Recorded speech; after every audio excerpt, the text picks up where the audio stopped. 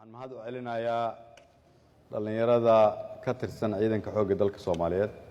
oo maalmahan idin la joogtay oo bixinaysay tababarkan. waxa kale oo aad ugu faraxsanahay in qarameyntii la idin sameeyay kadib inaad bilowdeen inaad qayb ka noqotaan ciidanka xoogga dalka Soomaaliyeed, inaad qaadanaysaan tababarihii la idinkugu talagalay,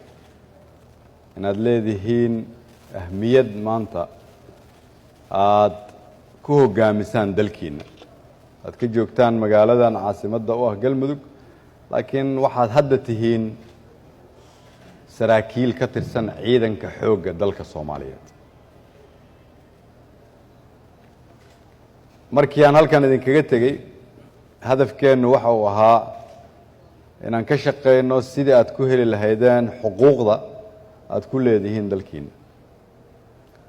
waxaan ku faraxsanahay in aad leedihiin hoggaan qaybta iyo guutada oo aad ka amar qaadataan idinkala shaqeeyana in la sugo xuquuqda aad ku leedihiin qarankiina. haddii qaar idinka mida ay su'aalo ka qabaan ama ay wax ka noqdaan xuquuqdaasi, waxaa jira dariiq la soo maro oo guutada aad ka tirsan tahay, qaybta aad ka tirsan tahay. halkanna waxaa idinla jooga dhalinyaro hogaamisa hogaamada ciidanka qaar ka mid a, hoggaanka maaliyadda oo Ibrahim hogaamiyo, hoggaanka ciidanka oo Imraan hogaamiyo, dhalinyaro yaryar oo mar dhow jaamacadda dibadda iyaguna ka soo qalin jebiyey. waxaan rabaa inaan idinkala hadlo laba arrin iyo mid uu ka hadlay taliyuhu. midu waxa ay tahay xuquuq, midna waajibaad. xuquuqdu waxa ay tahay waa in dawladdu ay idin siisaa wax walba oo xaq u leedihiin. ciidanka xoogga dalka Soomaaliyeed waa mustaqbalka dalka, waa sharafta iyo karaamada ummadda Soomaaliyeed, waa iftiinka dalkeenna, waa ciddii difaaci lahayd baddeenna, dhulkeenna, waa ciddii hooyooyinkeen iyo aabbooyinkeen ka ilaalin lahayd cadowga, waa ciddii nalo kaga cabsan lahaa. sidaas daraaddeed dawladda Soomaaliya waxaa ku waajiba inay idin siiso wax walbo xuquuqa. waayahan waxaan ka shaqaynaynay in ciidanka dib u habeyn lagu sameeyo, la ogaado tirada dhabtaa ay yihiin, la ogaado tayadooda. waxay taliya qooje iyo taliya Mascuud ku amran yihiin inay qayb ka qaataan dib u habeynta ciidanka lagu sameynayo, oo ah sarkaal walba iyo askari walba inuu joogo goobtii loo asteeyey inuu ka shaqeeyo, laakiin dawladduna ay bixiso xuquuqda ay leeyihiin. idinku waxaad ka soo wareegteen urur Soomaaliyeed oo Al-Sunna la yidhaahdo oo dalkan ka soo shaqeeyey, oo amni ka soo shaqeeyey, oo maamul soo ahaa,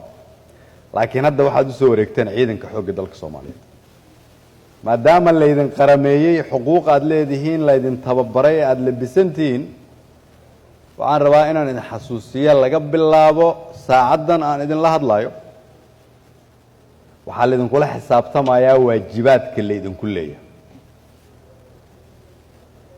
meeshii aad ka tirsanaan jirteen iyo dawladda federaalka kama wada tirsanaan kartiin, mana aqbalayo. laakiin qof walboo halkan jooga waxaan rabaa xuquuqdiisa in la siiyo, bil walba inuu mushaarkiisa qaato. hadduu cudur ku dhaco ama xabadi ku dhacdo in la soo qaado isla markii la keeno xamar si loo daaweeyo. hadduu tababar u baahdo dibadda loo diro. hadduu dhinto carruurtiisa xuquuqda la siiyo. waxaan rabaa inaad yeelataan xuquuq buuxda, laakiin xuquuqda waxaa la socdaa waajibaad. soo sidaa ma waxaad isu soo taagteen idinkoo saraakiil ah. waa inaad fahamtaan sarkaalka macnihiisa. sarkaalku waa indhaha ciidanka, waa bilowga dawladnimada iyo madaxda. idinka ah marka tusaalihii iyo iftiinkii. sababta ay muhiim u tahay marka inaad idinku muujisaan inaad tihiin hormuudka dalka waa sidaas awgeed.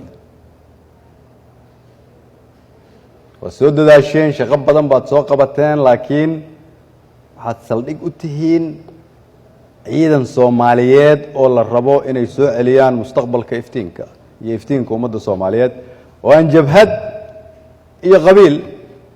iyo dan gaar ahba lagu soo celin karin waa laga soo quustay ku dhawaad 30 sano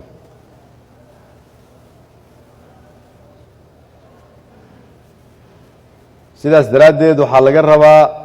Jenaraal Mas'uud iyo Jenaraal Qooje iyagoo ilaalinaya waajibaadka iyo cadaaladda iyo xuquuqda saraakiishan in haddana la xaqiijiyo in saraakiishan ay u shaqeeyaan ciidanka xoogga dalka Soomaaliyeed la islama barbar dhigi karo qof aan ciidanka u shaqeynay qof u shaqeeyo waa sababta aan ciidanka u diiwaan gelinay dalkoo dhan sababta qof walba mushaarkeeda koontay leeyihiin loogu soo shubo sababta loo joojiyey in mushaarka ciidanka iyo ciidanka uu qof u dhaxeeyo waa sababta aan u bilownay inaan musuqmaasuqa la dagaalano waa sababta aan rabno dib u habeynta qaybteeda labaad marka ay soo dhammaato inaan dib u eegno xuquuqda ciidanka si taas ay u dhacdo waan ciidanka aamin lagu qabi karaa waa inuu noqdaa ciidankii lagu soo ordaayey oo aanu noqon ciidan laga cararo waa inay noqoto bilowgii ammaanada bilowgii runta bilowgii sharafta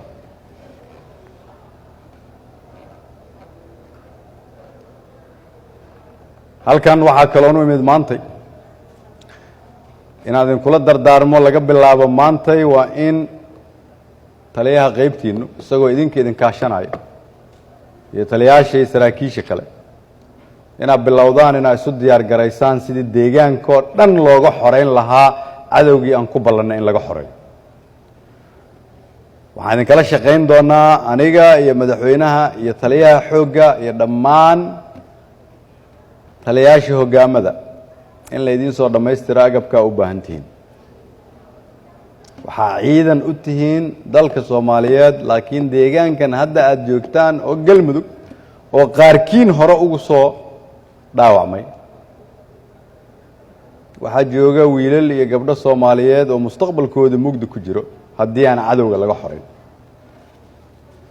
in cadowga laga xoreeyo oo mustaqbal loo sameeyo waxay ku xiran tahay damiirkiina sida uu noqdo sida aad u dhaqantaan idinku waxa ku xirnaan doontaa hadafka aad yeelataan waxaa la rabaa inta ay socoto dib u dhiska dowlad goboleedka galmudug inaan ku dhinac wadno xoreynta dowlad goboleedka galmudug waayo habeenkii ka dhuma wiilka cadowga aad taqaanaan ku hoos nool waa habeen mustaqbalkiisa ka go'ay ama gabar Soomaaliyeed mustaqbalkeeda ka go'ay ama hooyo iyo aabbo Soomaaliyeed ay arkayaan mustaqbal gudcur ah sidaas daraaddeed xuquuq waajibaad saraakiil hoggaan agab la soo dhammaystiro iyo waxaan rabnaa inaan isku xirno in laga waayo dhammaan deegaanka galmudug wax la yidhaahdo cadow shabaab ama khawaarij ah kadib marka aad dhammaysaanna in laydin qaado dalka intiisa kale laydin geeyo ilaa waddankoo dhan aad ka tirtiraysaan haddii ilaahay yidhaahdo marka dambe oon ku soo laabto halkan marka qaarkiin waxaan rabaa inay xarar dheere igu yeeraan qaarna ceel dheer igu yeeraan qaarna ceel buur igu yeeraan qaarna ceel garas igu yeeraan dhulkii tuugada iyo khawaarijta laga waayey dhulkii dowlad goboleedka midaysnaa dhulkii ciidanka xoogganaa dhulkii soo celiyey sharafta Soomaaliyeed dhulkii saraakiisha iyo ciidankooda isku xirnaayeen dhulkii aqbalay in qarannimadu ay qawi tahay inaad ka dhigtaan rabaa halkan waa mahadsantihiin. Wassalaamu calaykum warahmatullahi wabarakatuh.